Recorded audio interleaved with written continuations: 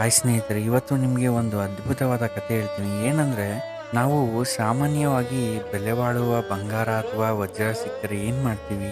ತುಂಬ ಜಾಗ್ರತೆಯಿಂದ ಬೀರುಲ್ಲಿ ಎತ್ತಿಡ್ತೀವಿ ಅಲ್ವಾ?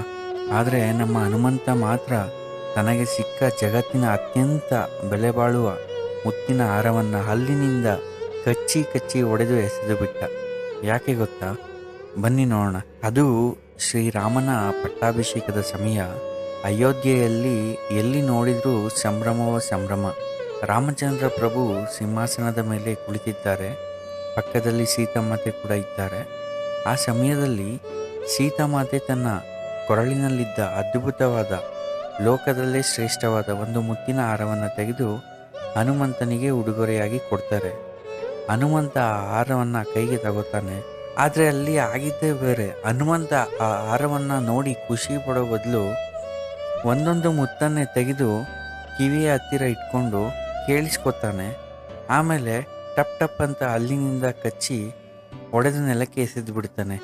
ಸಭೆಯಲ್ಲಿದ್ದ ಮಂತ್ರಿಗಳಿಗೆ ಸಖತ್ ಕೋಪ ಬರುತ್ತೆ. ಒಬ್ಬ ಮಂತ್ರಿ ಎದ್ದು ನಿಂತ್ಕೊಂಡು ಕೇಳ್ತಾನೆ, ಏ ಹನುಮಂತ, ನಿನಗೇನಾದರೂ ತಲೆ ಕೆಟ್ಟಿದೆಯಾ? ಆ ಮುತ್ತಿನ ಹಾರ ಎಷ್ಟು ಕಾಸ್ಟ್ಲಿ ಗೊತ್ತಾ? ಒಬ್ಬ ಸಾಮಾನ್ಯ ಕೋತಿಯ ತರಹ ಅದನ್ನು ಕಚ್ಚಿ ಹೊಡೆಯುತ್ತಿದ್ದೆಯಲ್ಲ ಅಂತ ಬೈತಾರೆ. ಆಗ ಹನುಮಂತ ತುಂಬ ಶಾಂತವಾಗಿ ಒಂದು ಮಾತನ್ನು ಹೇಳ್ತಾನೆ, ಸ್ವಾಮಿ, ಈ ಮುತ್ತುಗಳು ನೋಡೋಕ್ಕೆ ಚೆನ್ನಾಗಿರಬಹುದು, ಆದರೆ ನಾನು ಪ್ರತಿ ಮುತ್ತನ್ನು ಒಡೆದು ಕಿವಿ ಹತ್ತಿರ ಇಟ್ಟು ಕೇಳಿಸಿಕೊಂಡೆ. ಇದರಲ್ಲಿ ಎಲ್ಲೂ ನನ್ನ ರಾಮನಾಮ ಕೇಳಿಸಲಿಲ್ಲ. ಯಾವ ವಸ್ತುವಿನಲ್ಲಿ ರಾಮನ ಹೆಸರು ಇರಲ್ವೋ ಅದು ನನಗೆ ಕೇವಲ ಕಲ್ಲಿಗೆ ಸಮ ಮಾತ್ರ ಅಂತ ಹೇಳ್ತಾನೆ.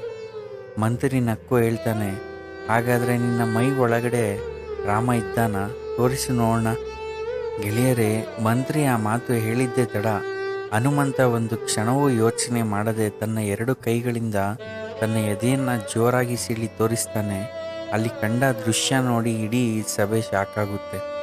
ಹನುಮಂತನ ಎದೆಯ ಒಳಗೆ ಸಾಕ್ಷಾತ್ ಶ್ರೀರಾಮ ಮತ್ತು ಸೀತಾಮಾತೆ ಕುಳಿತಿದ್ದಾರೆ. ಅಷ್ಟೇ ಅಲ್ಲ, ಅವನ ಪ್ರತಿ ರೋಮ ರೋಮದಲ್ಲೂ ರಾಮ ರಾಮ ಅನ್ನೋ ಧ್ವನಿ ಕೇಳಿಸ್ತಾ ಇರುತ್ತೆ.